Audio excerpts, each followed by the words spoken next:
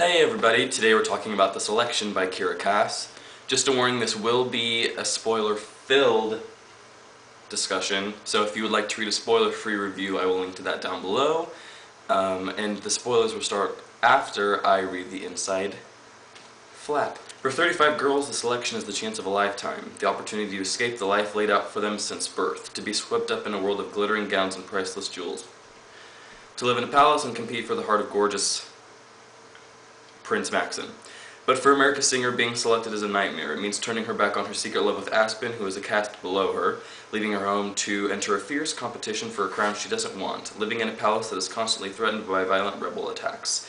Then America meets Prince Maxon. Gradually she starts to question all the plans she's made for herself, and she realizes that the life she's always dreamed of may not compare to a future she's never imagined.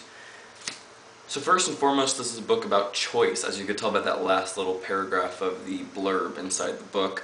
And so although I didn't think that choice was played up as much as it could have been, and that it wasn't evaluated on as much as I would have preferred, I definitely think that it mattered. And I'm so glad that the end of the story was open-ended, because it left a lot of room for suspense and unpredictability in the next book, which is called The Elite. So I was very glad that choice was made such a big deal, and it was so unique, because we don't get a lot of choices that are based around having your new life being better than your past life. We get a lot of choices that are based off of love and off of kind of a life and death situation, but this life and death situation doesn't have to do with love. I mean, it does, but it also has to do with convenience and wealth and providing for your family, providing for your friends, and having a new happy life. And so I think it's very unique, and I think that The Selection could have evaluated on that more. It's sad that it didn't, but I think that it did a fair job with what it had. So the second point from the story is that it's a love triangle revolving around America Singer, Aspen, and Maxon. It basically is the Hunger Games rewritten. Okay, I'm just going to say that flat out. If you are expecting the Hunger Games from this book, you will probably get it, except for the blood and the gore and all those kinds of things. What I mean when I say that it's Hunger Games is that America is Katniss, Aspen is Gale, Maxon is Peeta. What I mean by that is that Aspen is this boy from her hometown. He's poor, he's a hunter, he brings her food, he sees her off when she leaves. He's that supportive person in her life. And then Maxon comes along. He's this new, comforting, like, kind of enigmatic man, and she is attracted to that, and so she has to choose between Aspen and Maxon. And also, it's very Hunger Games-like in the interviews. It's very Caesar Flickerman-like when the girls who have been selected are being interviewed. I honestly think that if Kiera Cass had never read The Hunger Games, she would never have written those interview scenes. I don't think she'd even have written this book at all, really, because The Hunger Games is what started the dystopian trend.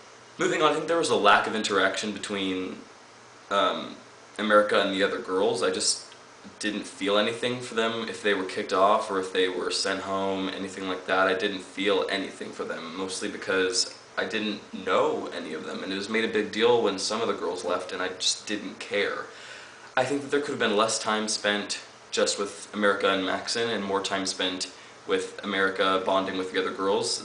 That would have been beneficial, and also it would build this mystery, this enigma around Maxon, which would make everything all the more interesting when it came down to America's choice, and when it came down to him choosing the elite for the competition, which were the final group of girls that were going to be competing for the crown.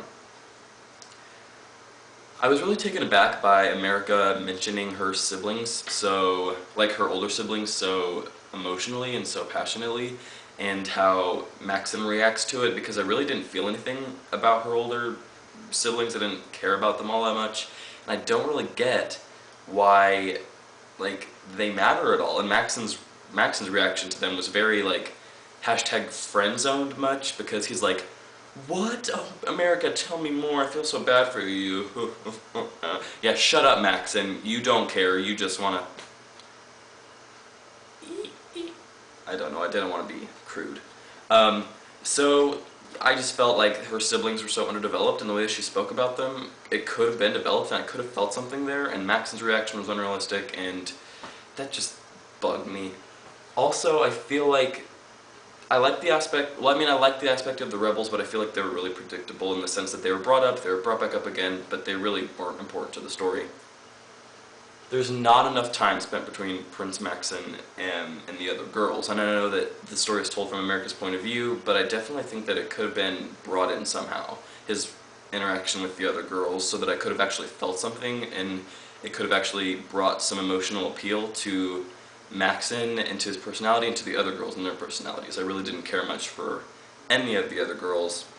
Overall, I give The Selection by Kiera Cass 4 stars out of 5. I liked it as a book. It was a quick read, it was a fun read. I read it in 2 days. You'll probably finish it just as quick, if not quicker. You can read my text review down below. You can also follow me and the podcast on Twitter. You can subscribe, which you can just do up there. I don't feel like pointing to it.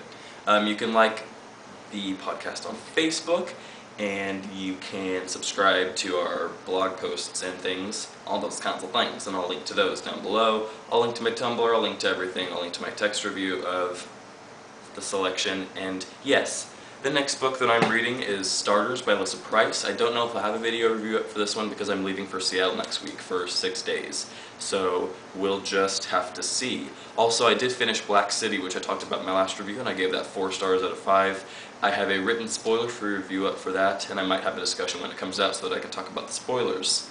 So, make sure you do everything you want to do with my social networking things. You feel free to not follow me and just come back and always stalk my tweets. That'll be nice.